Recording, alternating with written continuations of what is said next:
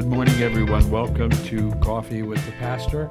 I hope you've got your coffee and you're ready to go. This is a ministry of Hollywood Faith Christian Center, and I'm Pastor John Woodin, and we're here to just share the word with you this morning. I want to talk about the Holy Spirit a little bit, because sometimes that's a part of the Godhead that, you remember, Holy Father, Son, and the Holy Spirit. We believe in the Trinity, the triune God. But it's important to remember the Holy Spirit. The Father thinks it. Jesus articulates it or speaks it, but the Holy Spirit is the one who does it. So that's the will of God. And the Holy Spirit is a very important part of the Godhead. Now, we have a tendency, especially in some non-Spirit-filled environments, that the Holy Spirit, you got all the Holy Spirit you're going to get when you get saved, and you move on. Well, that's not true. I believe that in John 14, let's take that one for instance. I will pray the Father, and he will give you another helper. The Greek word there is parakletos, the one who walks alongside, the counselor, that he may abide with you forever, the Spirit of truth, whom the world cannot receive, because it neither sees him nor knows him, but you know him.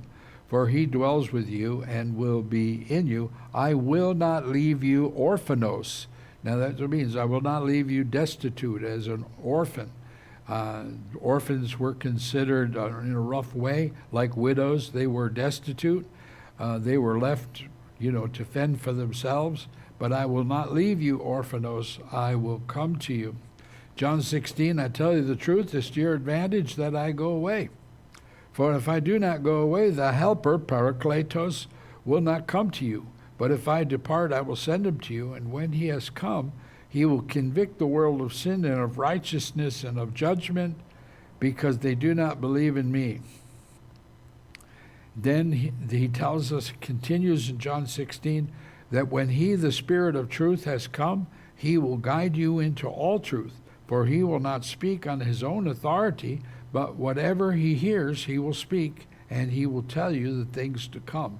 He will glorify me, for he will take what is mine and declare it to you.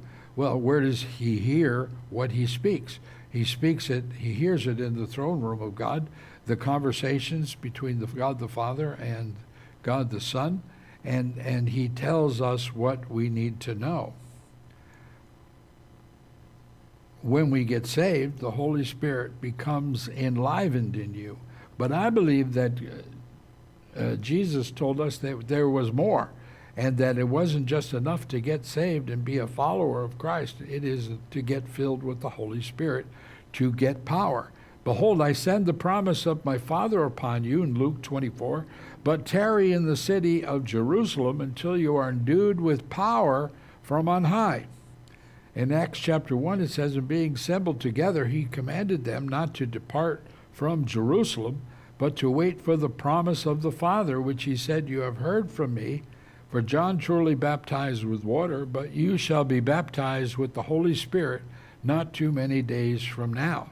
Therefore, when they had come together, and he said, you will receive power when the Holy Spirit has come upon you, and you shall be witnesses to me in Jerusalem, Judea, and Samaria, and to the ends of the earth. Remember Mark 16, it says in verse 17, and these signs will follow those who believe. After we've been endued with the Holy Spirit, after we have been with the Spirit of promise, with the power of the Spirit, in my name they will cast out demons.